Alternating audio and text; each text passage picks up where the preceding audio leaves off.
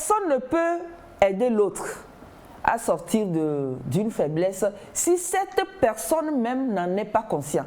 C'est ce qui est difficile. Quand par exemple j'ai faim, on peut me donner à manger. Quand par exemple, je ne sais pas, j'ai besoin de boulot, quelqu'un peut le faire. Mais pour changer une faiblesse inhérente, c'est moi-même qui dois le faire. C'est là où je suis confronté à moi-même et à ma bonne volonté. Et là, je voudrais dire que ça va au-delà même de sa capacité. C'est là où il faut faire appel au divin. Parce que seul, on ne peut pas s'en sortir. Seul, on ne peut pas s'en sortir. C'est pourquoi nous disons souvent qu'il faut être tolérant autour de soi. Quand on n'est pas tolérant, on ne peut pas accepter ses défauts et accepter les défauts des autres. La tolérance est tellement importante pour soi et pour l'autre en matière de gestion des faiblesses. Donc, je suis tolérante et je me dis, voilà, je sais que je vole. Je sais que je suis un peu paresseuse. Mais je l'accepte d'abord et après, je me dis, il faudrait que j'y arrive. Et ça, c'est là où les défis sont lancés. Et en matière de défis, il faut maintenant, quand on constate qu'on n'y arrive pas, faire recours peut-être à l'autre, à quelqu'un d'autre extérieur à nous, ou bien faire recours au divin. Et le divin nous aide énormément. Effectivement, le divin sauve énormément. Dans quel sens? Supposons que je sois conscient de mes faiblesses. Ça, c'est un pas, un grand pas. Et que je constate que toujours je n'arrive pas. Par exemple, je suis souvent en retard. Et j'ai fait de mon mieux. J'ai cherché des solutions, je n'ai pas trouvé. Je n'y arrive pas. Je peux commencer par joindre à ma bataille le divin, c'est-à-dire la méditation. Que je me lève, que je me dise, Dieu, le matin, Dieu, je voudrais vraiment que cette faiblesse s'en aille. Parce que cette faiblesse me cause énormément de dégâts. Au fait, les faiblesses causent des dégâts à notre propre personne et à tous ceux qui sont autour de nous. Quand j'ai une faiblesse, en même temps, c'est moi-même qui suis dérangée parce que je ne suis pas fière de moi-même. Quand j'ai des faiblesses à traîner, je ne parle pas de handicap. Je parle de faiblesse. Il y a une différence. Quand c'est un handicap qui n'est pas lié à nous-mêmes, on n'a pas honte. Il n'y a pas de problème. On gère. Mais quand c'est une faiblesse liée, par exemple, à mon comportement, à mes incapacités, déjà, je n'en suis pas fière. Je voudrais être plutôt comme l'autre. Mais l'autre n'est pas moi. Donc, je suis moi-même, j'accepte. Mais je suis déjà dérangée. Qu'est-ce que la faiblesse aussi peut faire? Ça peut créer des problèmes autour de moi. Ma faiblesse peut créer des soucis autour de moi. Les faiblesses et tempéraments. Est-ce que, tel que chacun a son tempérament, est-ce que chaque tempérament aussi peut avoir des faiblesses pour ceux-là qui sont de ce tempérament? Oui. Et ce n'est pas peu, mais c'est doit. C'est-à-dire, du coup, lorsqu'on a un tempérament, ce tempérament a ses faiblesses et ses forces. Le tempérament a toujours ses faiblesses et ses forces. Donc, souvent, quand vous lisez les livres liés au tempérament, vous allez voir qu'ils font souvent des listes des faiblesses liées au tempérament et des forces liées au tempérament. Et c'est ce que nous appelons les faiblesses innées. Les faiblesses innées. Je suis là, je suis quelqu'un qui est, je ne sais pas, très fougueuse. Oui, c'est bien, la fougue, ça permet de travailler. Ça, c'est un tempérament. Mais quand j'en mets dans l'excès, c'est là où je commence par surexploiter les autres autour de moi, surexploiter mon corps. Donc, à chaque tempérament, c'est faiblesse. Et quand je suis, par exemple, sanguin, ma faiblesse, c'est l'amour. Vous ne pouvez pas imaginer que l'amour peut devenir une faiblesse. C'est-à-dire, c'est à la base quelque chose qui est bien, j'aime tout le monde, j'aime et je veux être aimé.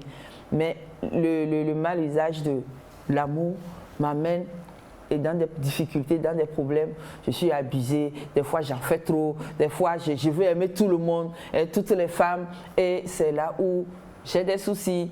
Donc de force, je reviens aux faiblesses. Les faiblesses sont toujours liées aux forces. Donc quand il y a beaucoup de faiblesses, ce n'est pas encore un mal.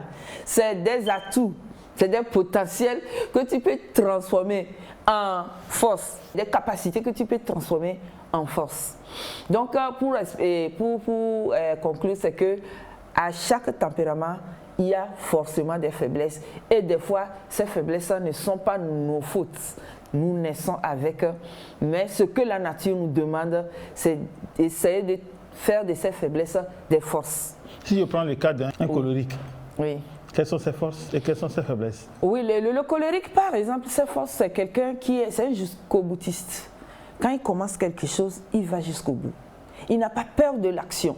Il n'a pas peur de faire. Il est dans le faire et en plein. Donc vous êtes colérique, sachez que vous avez tellement d'énergie que tout ce que vous décidez de faire, vous êtes capable de le faire parce que Dieu vous a donné l'intelligence pour ça. Voilà une force. Être jusqu'au boutiste.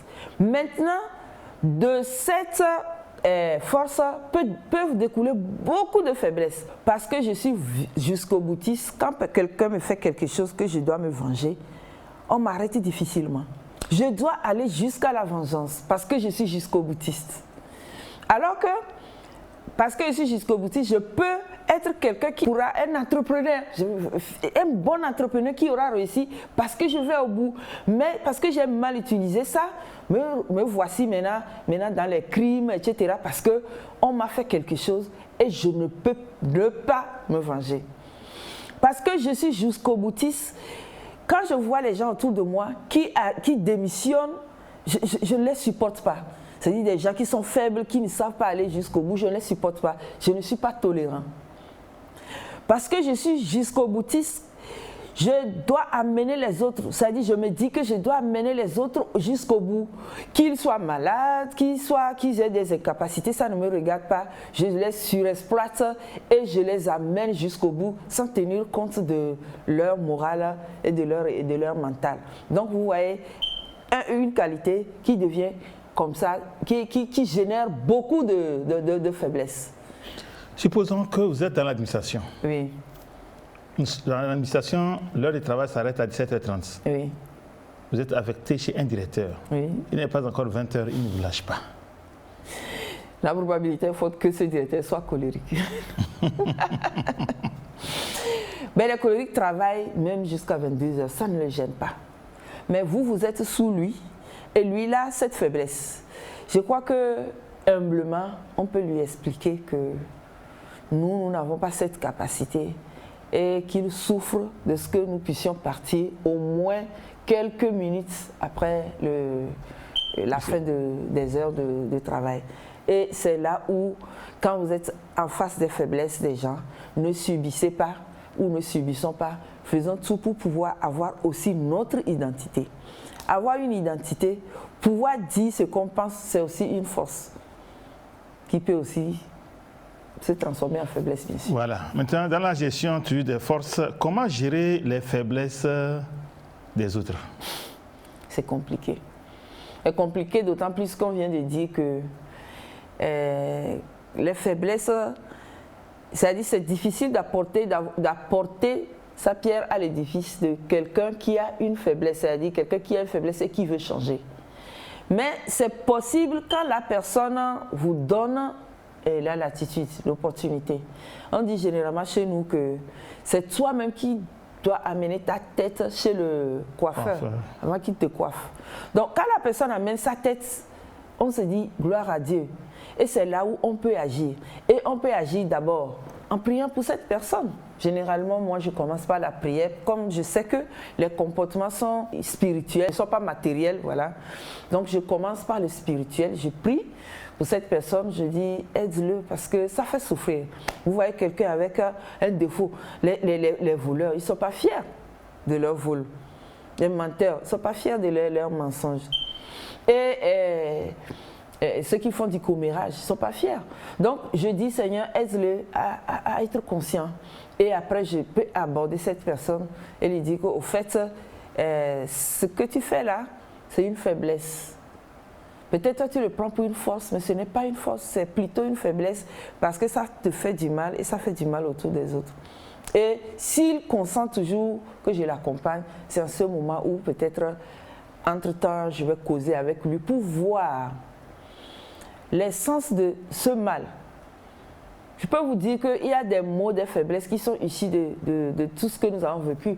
Il y a par exemple des maris qui n'aiment pas dépenser l'argent parce qu'ils en ont tellement souffert dans leur enfance que quand ils voient de l'argent, ils se disent que mon enfant que je vais mettre au monde ne va pas souffrir de cet argent. Donc ils préfèrent garder l'argent pour le bébé là ou bien l'enfant, pour que l'enfant ne souffre pas comme vous. Et là, vous allez vous dire que c'est un avare. Non, c'est peut-être son histoire qui lui confère cette faiblesse.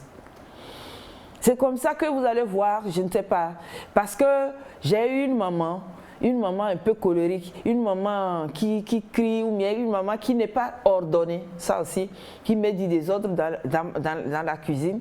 Je peux grandir avec ça et devenir désordonnée dans ma cuisine aussi. C'est une faiblesse que j'ai traînée depuis mon enfance. Donc quand, par exemple, en parlant ensemble, nous allons vers la source de ce mal, cette faiblesse, on peut facilement résoudre ça. Cette personne peut se dire, ah, j'ai compris. J'ai compris, ah, c'est pourquoi je fais ça. C'est pourquoi il est important de se connaître en matière de la gestion de faiblesse. Si tu ne te connais pas, si tu ne connais pas ton tempérament, si tu ne sais pas pourquoi tu fais certaines choses, tu vas toujours croire que tu fais bien. Il y a des employés qui, chaque fois, veulent que les choses soient réglo, alors que ce n'est pas autant facile pour les autres.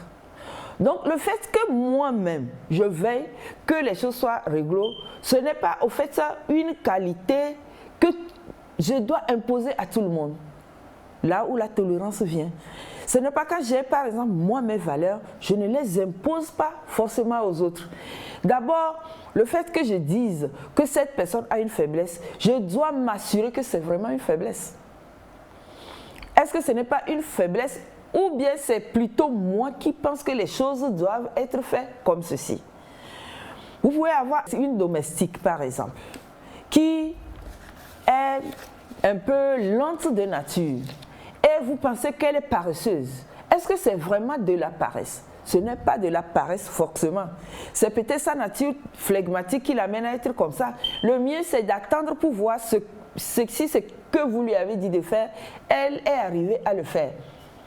C'est ça. Ça, quand par exemple je lui dis de laver les assiettes et que je constate que d'abord, au début, elle commence par laver doucement, je peux ne pas forcément intervenir en même temps. Attendre pour voir si elle va bien laver l'assiette. Et c'est quand je vais constater que elle a bien lavé l'assiette. C'est seulement, donc c'est là où je peux situer la faiblesse. La faiblesse, c'est le fait qu'elle soit lente. Mais je peux, par exemple, si je me lève en même temps et que je commence par donner mon avis, vouloir donner mon avis, je peux me tromper sur les faiblesses des autres. Et dire que non, tu ne sais pas laver les assiettes. Non, ce n'est pas qu'elle ne sait pas laver les assiettes, mais c'est qu'elle ne le fait pas vite. Et c'est là où je vais agir sur le vrai problème. Donc quand je veux aider quelqu'un qui a une faiblesse, moi je pense que la première des choses, c'est de jauger cette faiblesse. Est-ce que c'est vraiment une faiblesse ou bien c'est moi qui suis dans l'essai de ma façon de voir les choses? Si ce n'est pas moi qui suis susceptible. Et s'il arrive que je vois cette personne le faire jusqu'au bout, je lui donne l'opportunité de s'exercer. C'est en ce moment où je peux découvrir à quel niveau cette faiblesse se situe. Ça peut se situer déjà au début de l'action de la personne. Ça peut se situer au milieu ou bien à la fin. Et c'est là où je peux commencer par agir. Sinon, je risque de me tromper. S'il y a des gens qui ont des jugements très intuitifs, ils voient une personne, oh, toi tu ne sais pas faire ceci, toi tu ne sais pas t'habiller, tu ne sais pas si le jour-là, la personne s'est mal réveillée et qu'elle s'est habillée comme ça. Et à première vue, vous commencez déjà par lui imputer des faiblesses. Et ça gâte les relations. Par exemple, les relations amoureuses, vous avez un homme devant vous, une femme devant vous et vous voulez faire la vie avec cette personne, vous devez continuer, vous voulez l'épouser, vous voulez faire votre vie avec cette personne, vous devez prendre beaucoup de temps avant de déceler ses faiblesses. Est-ce que le fait qu'elle ne sait pas s'habiller n'est pas dû au fait qu'elle n'a pas d'argent pour s'habiller? Ou dû au fait qu'elle ne connaît pas les bonnes boutiques? Vous n'allez pas en même temps commencer par penser cette femme, elle ne sait pas s'habiller. Non. Et c'est des jugements que nous faisons et qui gâtent les relations que nous avons avec les gens. Des fois, certaines faiblesses cachent d'autres faiblesses qu'il faut découvrir. C'est là où je voulais en venir. Donc là, j'ai une personne, je l'observe. Sans observation, je ne peux pas dire qu'elle a des faiblesses. Merci Madame Agbo Aïma Afiwa. J'aurais voulu vous garder une fois encore. Malheureusement, le temps qu'on nous a imparti est largement dépassé. La régie nous fait déjà signe qu'il est l'heure pour aller à d'autres émissions. Ainsi, ce que je peux faire, c'est de vous laisser quelques secondes pour votre message de fin. Merci beaucoup. Je crois que nous avons dit, nous voulons un peu nous résumer. Les faiblesses, c'est vrai, ce n'est pas bien, ça attire la honte. Donc, nous devons tout faire pour dealer avec les faiblesses, c'est-à-dire décider, prendre une faiblesse et décider de changer cette faiblesse. Et ça, c'est moi seul qui peux le faire. Et si je n'y arrive pas, certainement la main de Dieu est là. Et à travers mes méditations, je peux chaque fois demander à Dieu de me donner cette capacité pour changer mes défauts. Et dites-vous que vous en aurez jusqu'à la fin de votre vie. Parce qu'à chaque défi, il y a toujours des faiblesses à relever. À chaque défi, c'est pourquoi on dit que c'est la somme de nos échecs qui feront notre succès. Et nos échecs, souvent, sont liés à nos faiblesses.